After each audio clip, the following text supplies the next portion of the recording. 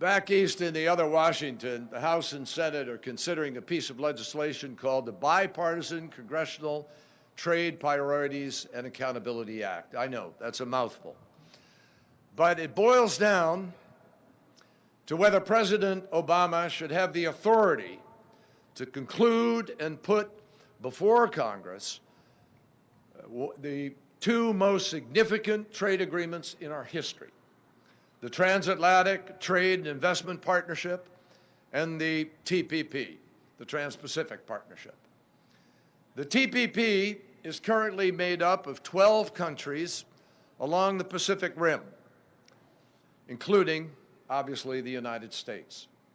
The deal, which is in the final stages of negotiation, would encompass 40% of the world's economy.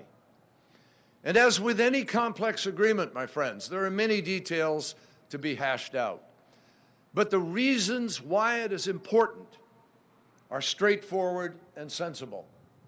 First of all, in the modern world, we can't just expect our economies to grow if all we do is buy and sell to ourselves. It's just not going to happen. Trade supports jobs and it builds prosperity, period. The solution lies not in shutting the door to trade itself, but in transforming the system to make it work for everybody. So let me be clear. If we pick the wrong culprit, we will cut off our nose to spite our face. And so, as orders shift from us to the rest of the world's producers, the result would be boarded up windows, going out of business signs in places from one end of America to another. We could see dock workers with pig slips in their hands instead of container ships steaming into and out of ports. We could even see aerospace companies shutting down some of those assembly lines because there's been a reduction in the incentive for people to buy planes from our country.